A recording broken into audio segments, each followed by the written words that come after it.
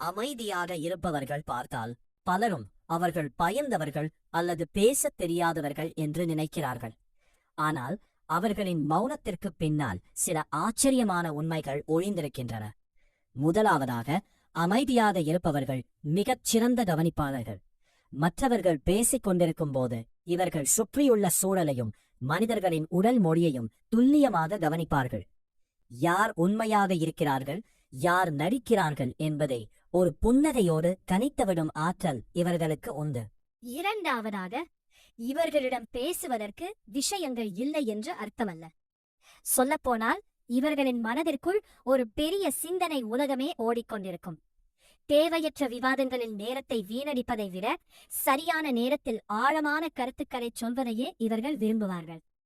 இவர்களின் மௌனம் ஒரு வகை முதிர்ச்சி. மூன்றாவதாக, அமைதியானவர்கள் தனிமையை நேசிப்பவர்கள். இவர்களுக்கு தனிமை என்பது பயம் கிடையாது, அதுதான் அவர்களின் பலம். அந்த நேரத்தில்தான் அவர்கள் புதிய விஷயங்களை யோசிக்கிறார்கள், தங்களை பற்றி சுய பரிசோதனை செய்து கொள்கிறார்கள். இதனால் இவர்களிடம் படைப்பாற்றல் மற்றும் கற்பனையத்திறன் அதிகமாக இருக்கும். நான்காவதாக, இவர்களின் நட்பு வட்டம் மிகச் சிறியதாக இருந்தாலும் அது மிகவும் ஆழமானதாக இருக்கும். 100 சாதாரண நண்பர்களை விட தங்களை புரிந்து கொண்ட 2 உண்மையான நண்பர்களை பெறுவதையே இவர்கள் வெற்றியாக கருதுகிறார்கள். இவர்களிடம் நீங்கள் ஒரு ரகசியத்தை சொன்னால் அது இவர்களோடு பாதுகாப்பாக இருக்கும். கடைசியாக, அமைதியாக இருப்பவர்கள் அதிக பொறுமைசாலிகள்.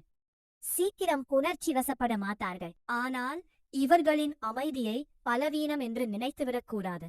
ஒரு எரிமலை அமைதியாக இருப்பதற்கும் அது வெடிப்பதற்கும் பின்னால் இருக்கும் அதே சக்தி இவர்களின் மௌனத்திலும் இருக்கிறது. அமைதி என்பது பலவீனம் அல்ல, அது ஆர்ப்பாட்டம் இல்லாத ஒரு பேராற்றல். இந்த வீடியோ உங்களுக்கு பயனுள்ளதாக இருந்தால் எங்கள் சேனலை சப்ஸ்கிரைப் செய்யுங்கள்.